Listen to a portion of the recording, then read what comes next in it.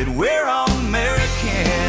In God we trust. It's living the dream and never giving up in what we believe in. I was in New York a couple of weeks ago, and we're driving down the road in front of the Federal Reserve. Traffic's backed up block after block. The police are everywhere. And we say, what happened? And they said, well, the Federal Reserve has been robbed. And we said, really? He said, but they caught the thieves. The thieves had the main safe open. They were standing in front of the safe, but they were perplexed. They were flummoxed. They didn't know what to do with minus $17 trillion.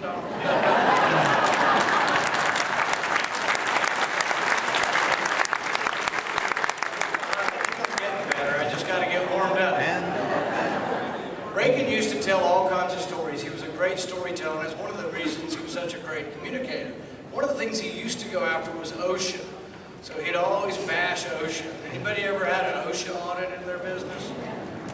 So he used to tell a story for farmers. There's actually a farmer's manual from OSHA. So what does OSHA have to tell the farmer? Here's one of the first things they tell you in their 40-page booklet. When you're walking around your farm, be careful. Make sure you look down because you could step in a slippery substance and slip and fall down. OSHA's trying to take it. You would never figure this out. Farmers could never figure this out without OSHA.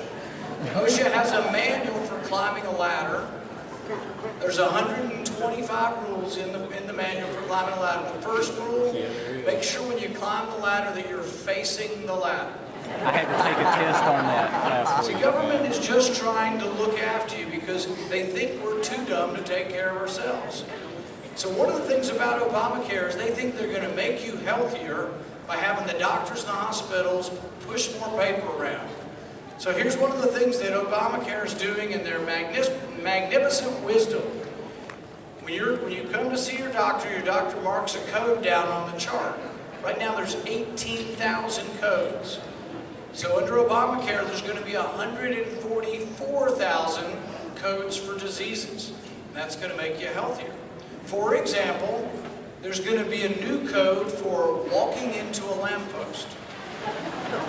There's also going to be a code for walking into a lamppost subsequent encounter. I think you may be drinking too much if you walk into it twice. There's a new code for injuries sustained from burning water skis, because the government's trying to take care of us. There's 312 new codes for injuries sustained from animals. 72 new codes for injuries from birds. A lot of bird injuries out there, I guess. 9 new codes for injuries from the bird, the macaw. And I talk to physician groups all the time. It's like, have you ever seen anyone injured by a macaw? There's 2 new injury codes under Obamacare for injuries sustained by turtles. Now you would ask yourself, why would we need 2 codes? Because obviously you will be healthier if they tell you whether or not you've been struck by a turtle or bitten by a turtle. And Jeff Landry's here from Louisiana. Where's Jeff? He's in the back. I'm thinking there must be new codes for bitten by an alligator, but I don't know what the code is, so I'm going to have to look that one up for Jeff. The thing is the government thinks you're not smart enough to take care of you, and so that's why government gets bigger and bigger and bigger. But the absurdities compound themselves. For example, people say, why can't you guys just get along? Why can't you just hold hands, sing Kumbaya, and everybody in Washington get along? So I tell people we've decided to do one thing. We've bipartisan compromise, we've gotten together, and we've decided no longer to send welfare to dead people.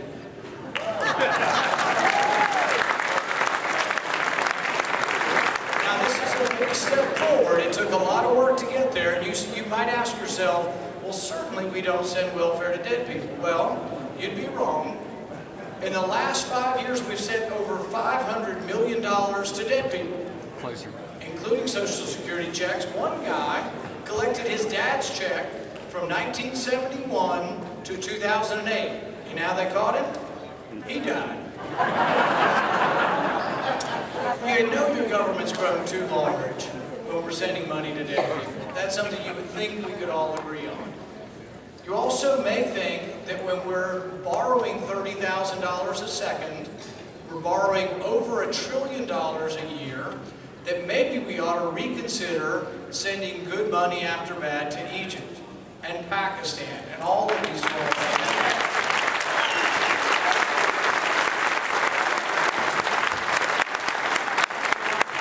In Egypt, there's a woman named Asia Bibi. She's a Christian, and she's on death row. And yet your government still sends more money to Pakistan. Why is she on death row? She's on death row because they say she committed blasphemy against Muhammad. You know what she says? She said, I drank out of the same glass as my co-workers who were Muslims. They accused me somehow of blaspheming. That wouldn't happen in our country because obviously we have safeguards and juries and trials. For most of us who believe that, you should get a trial when you're accused of something. Pakistan doesn't happen that way, but yet you send $2 billion to Pakistan, and they persecute Christians.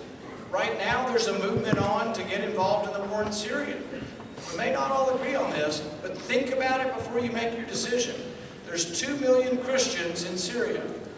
Where do they come from? Some of them have lived there since the time of Christ. I had a friend of mine, one of my groomsmen in my wedding.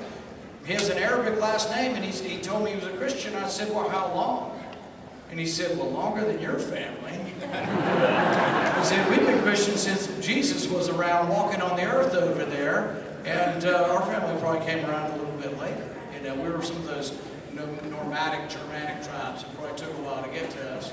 But the thing is that Christians have been there since the beginning of Christianity, and the Christians in Syria are on the other side of the war from what we're thinking about supporting. If you send arms to the Islamic rebels, they will be shooting Christians. They're on the other side of the war.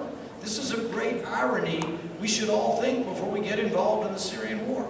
The other irony, the Islamic rebels are allied with Al-Qaeda. Al-Qaeda came out of Iraq. I thought we were fighting Al-Qaeda. I can't see giving service to air missiles to any Joe Schmo that walks up and says he wants one.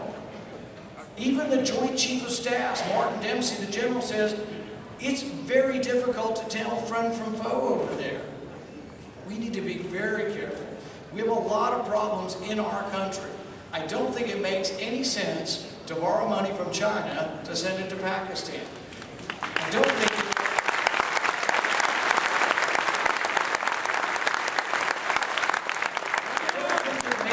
sense to send money to countries that hate us. Shouldn't we at the very least say that one prerequisite to sending money would be that you like us? Wouldn't it be a good prerequisite? When a country is burning the American flag and chanting death to America, you know what I say? Not one penny more.